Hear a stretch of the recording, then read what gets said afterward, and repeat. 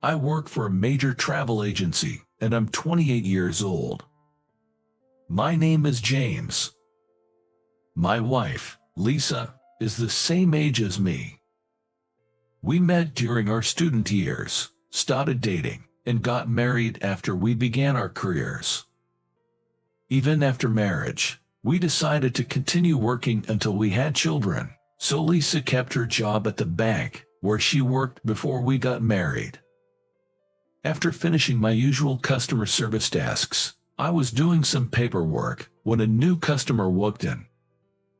Instinctively, I greeted them and headed towards the entrance, only to find Lisa, who was supposed to be at work, and a man I didn't recognize standing beside her.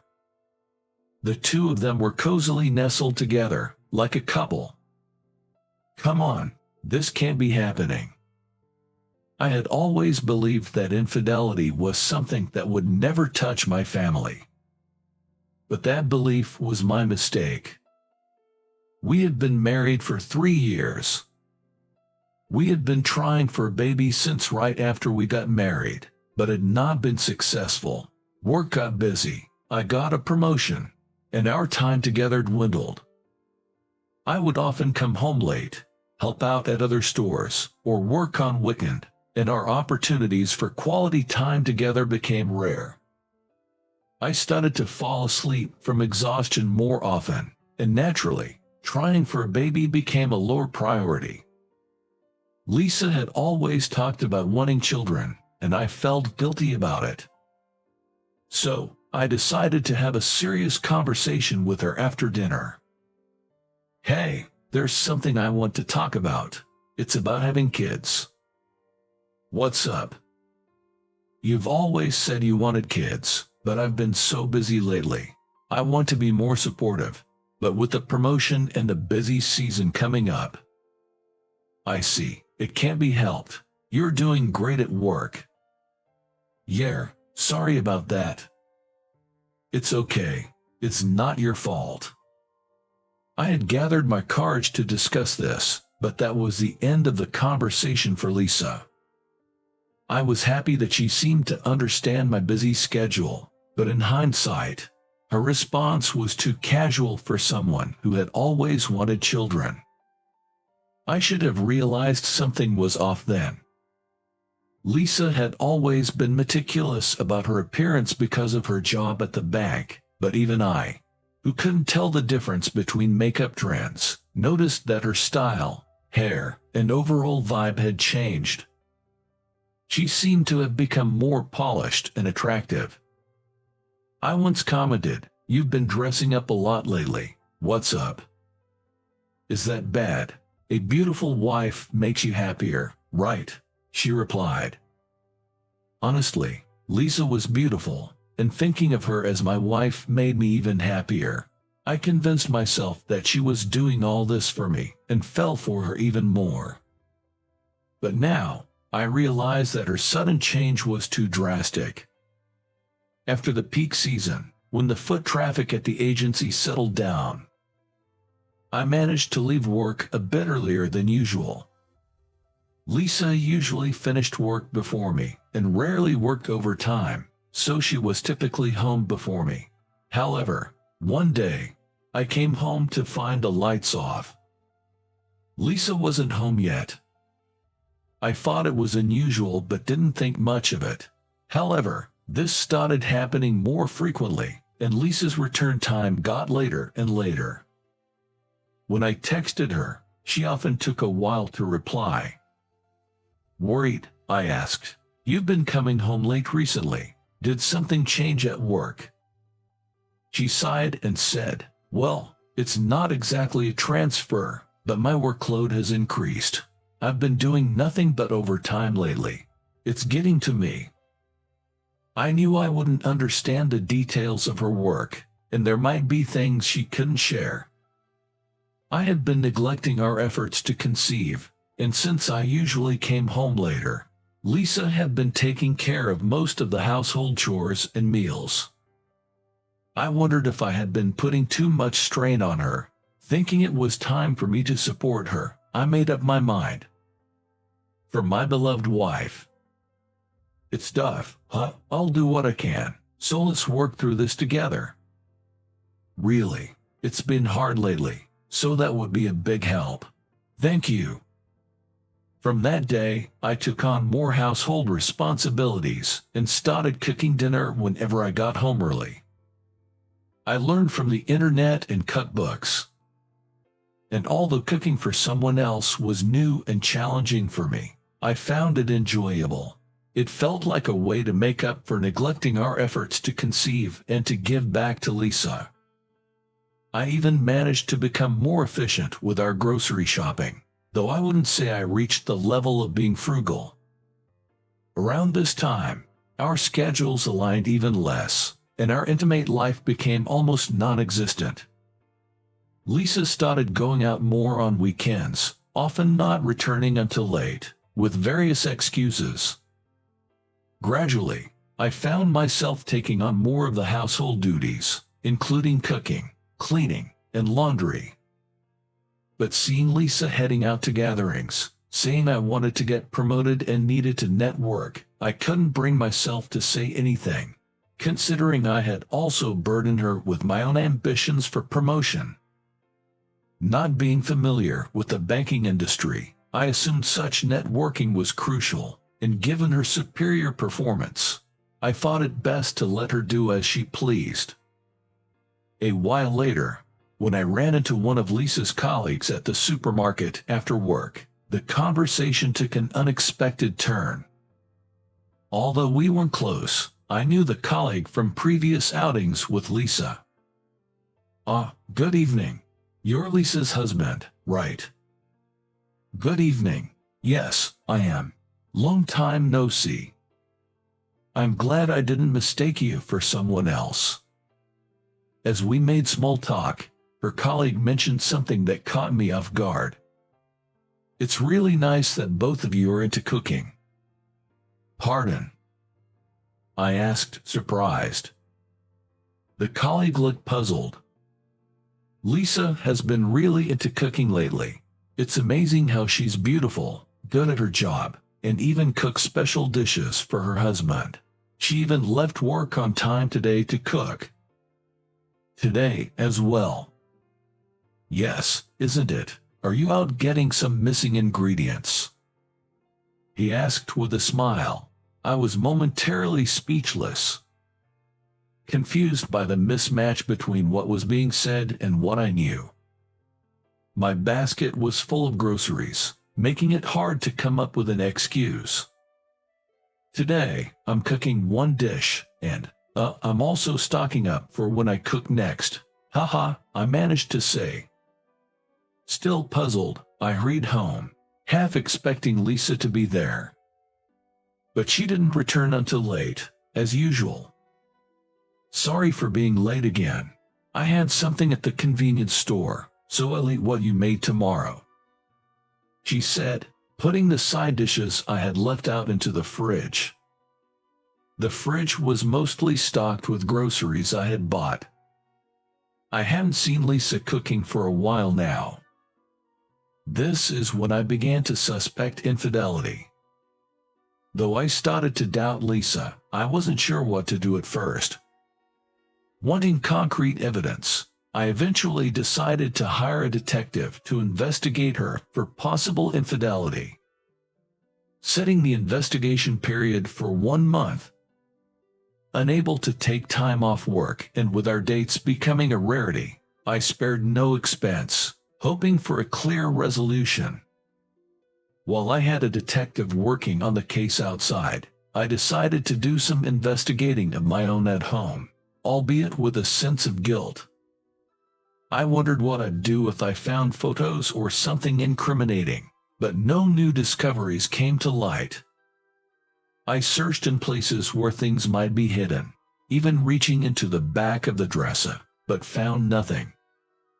Maybe it's just my misunderstanding, and she's really just busy with work. While meticulously searching everywhere, I found something unfamiliar at the bottom of the bedroom trash can. It was a strip of pills. I didn't recognize the shape of the strip, but upon searching the name of the medication written on it, I discovered it was a contraceptive pill. While not definitive proof of infidelity, it was puzzling why she would use such a thing when we were trying to have a child. It seemed unlikely that a guest would dispose of contraceptive pills in our bedroom trash can. It had to be hers. Though our intimate moments were rare, they existed, partly in hopes of conceiving. Finding the pills, I was almost certain of her betrayal. A month later, I visited the detective agency in person to receive the investigation report, preferring this to potentially risky postal delivery. The findings confirmed my suspicions. The investigator provided a detailed chronological explanation. I had decided on the scope of the investigation myself, but I was somewhat carried away by the suspicion of infidelity, so I was surprised at how thoroughly they had conducted the investigation. It seemed the other party was a senior colleague from her workplace, but I was astounded by how they hadn't noticed being followed, having their conversations recorded, and being clearly photographed. It's unfortunate, but I found it ironic when told this. On the night she didn't return until late, she was either dining with this man or visiting his place. Well, it was mostly hotels, actually. At this point, I couldn't help but laugh. I also felt a self-loathing for not having noticed it all along. But given the circumstances, I couldn't stay with her anymore, nor did I want to. I decided to hire a competent lawyer and start preparing for a divorce. Fitting this in between work without arousing suspicion was challenging, but having solid evidence sped up the preparation process more than I expected. Then came the fateful day. Lisa mentioned she'd be leaving home earlier than usual.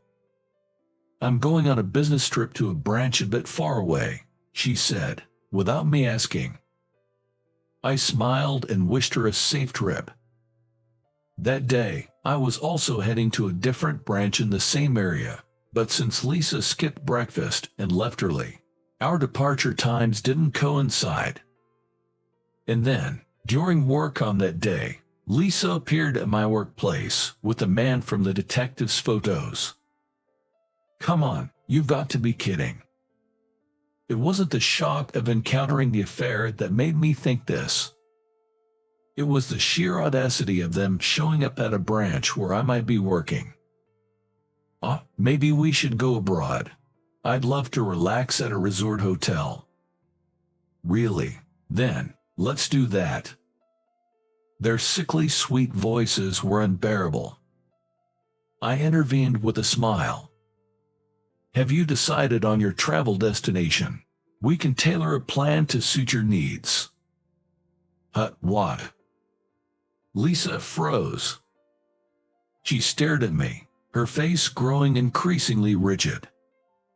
I guess she only knew about the branch I initially worked at and hadn't kept up with my occasional shifts to other branches. Choosing this branch, of all places, showed a lack of thought. Thank you. My girlfriend and I were just discussing going overseas. Is that so? I'm sure you'll have a wonderful trip. Please, have a seat here. As I offered a seat at the counter, the man sat down without any suspicion, seemingly unaware of Lisa's delayed reaction. Thank you for considering our agency. My name is James. Could you tell me about your preferred destinations and budget? Well, we don't want to go too far because of work, but we're thinking of a resort destination, right? Is there something wrong? No, just whatever he said. Lisa's behavior was clearly off, but she tried her best to sound composed, choosing to play along. How about Hawaii? The plan would depend on what you're looking for. For example, I maintained a professional demeanor. The man was quite enthusiastic, discussing flights, hotel classes, and locations. Given their age group, their requests were quite lavish, and I meticulously tailored and aligned a plan to their needs, while carefully avoiding letting Lisa speak too much, focusing more on the man's opinions. Lisa seemed intimidated by my unwavering demeanor. Maintaining a facade of planning a lovely trip for a couple, the plan quickly came together, leading to an agreement. At the perfect moment, I delivered the punchline with a smile. "So, all we need now is the contract. Thank you. Enjoy your wonderful affair trip." "What? An affair trip, right, Lisa?" "Come. How can you say it's an affair to a customer?" "Because I'm Lisa's husband. You could just ask her, couldn't you?" Lisa turned a remarkable shade of pale. While Lisa seemed confused, the man next to her was even more clueless, floundering with saying, what? The fault lies with them, after all. Before the shock wore off, I leaned in close to the trembling Lisa and whispered, "We're getting a divorce." Draining even more color from her already pallid face, Lisa could only look at me, utterly terrified. Then, I promptly assured the bewildered pair out of the store, saying, "Please leave now." It was truly refreshing. Although my colleagues were initially puzzled, they believed my story thanks to the trust I had built up through my work, and after some sympathy, I was allowed to head home early. So, I decided to contact my lawyer and wait for Lisa's return at home. As I enjoyed a relaxed dinner at home, I heard arguing outside, followed by the doorbell. Opening the door, I found Lisa, disheveled and tear-streaked, apologizing profusely with the other man. "I'm so sorry. What we did was unforgivable." "Stop it. Just stop. It's you who needs to stop. Apologizing is the least you can do." They started arguing again at the doorstep. To avoid causing a scene, I let them in and heard them out in the living room. It seemed the man was misled by Lisa, who had apparently told him she had broken up with me because I was a man with nothing to gain except money. "Regardless, the fact remains that we had an affair. Please allow me to compensate you," the man said. Ignoring him, Lisa, half in a huff, muttered, "If you hadn't said anything, there'd be no proof. It could have been dismissed as a misunderstanding." "Hold on." I interjected and brought out copies of the evidence photos I had planned to confront her with, placing several of them in front of her. Pictures of them kissing passionately, entering and leaving hotels, embracing each other, all unmistakably incriminating. Lisa, turning as pale as she had in the afternoon, screamed and covered the photos with her body. "Why? I don't want this. No." The man kept repeating, "I'm sorry, I'm sorry. I knew about this long before you showed up today. I was prepared. I'm not as naive as to casually visit the branch where your husband works," I told her. Lisa then fell silent, her face flushed with embarrassment. I might have been harsh, but I wanted to speak my mind. "As I said earlier, we're getting a divorce. It's already decided." Hearing this, Lisa burst into tears.